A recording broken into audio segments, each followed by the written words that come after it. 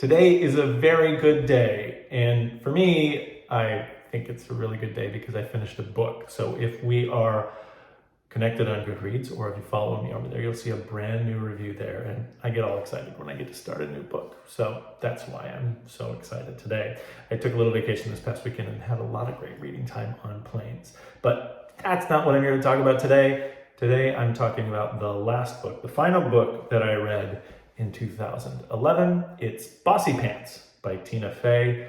I gave it 4 out of 5 stars on Goodreads, and I wrote this about it in December of 2011. I like Tina for all kinds of different reasons.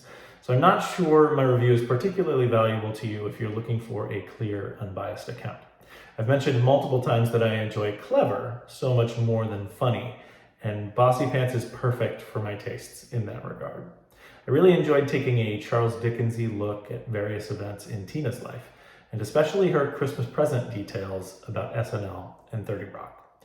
To me, it was all interesting and entertaining, funny too, and a quick read that was a great break from schoolwork. I finished it on a flight from Portland to Newark. On my last Newark flight, I finished a book by Grace Paley.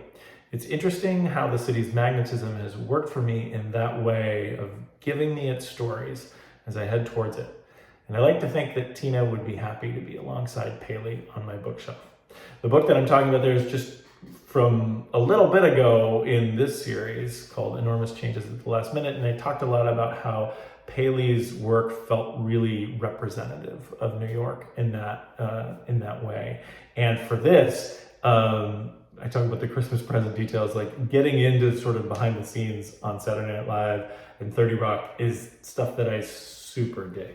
I became a fan of Saturday Night Live in my teens, I guess. I mean, I think my parents and I stayed up late to watch the cast specifically with Dana Carvey and like John Lovitz and Mike Myers, Nora Dunn, Jan Hooks, that whole group, Victoria Jackson. That whole group was kind of like my favorite first group of SNL, but I really kind of followed it throughout the years.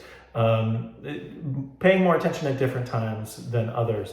Right now, I think it has a great renaissance going on with YouTube and being able to put the clips and the sketches up and things like that. But the whole point about Bossypants for me was so great to kind of get connected to that part of my fandom for Saturday Night Live and 30 Rock. So when I think about this in connection to the Grace Paley, which was this sort of fictional New York thing, and now we get to a real sort of a real life account from Tina about what's going on in her life with New York. And these were my first trips going to New York and doing work there and all that stuff. I've only worked a couple more times there other than this, but it was really nice or neat to be surrounding sort of my trips to New York and my work in New York with books that were related to what was going on there too. So I really liked that connection.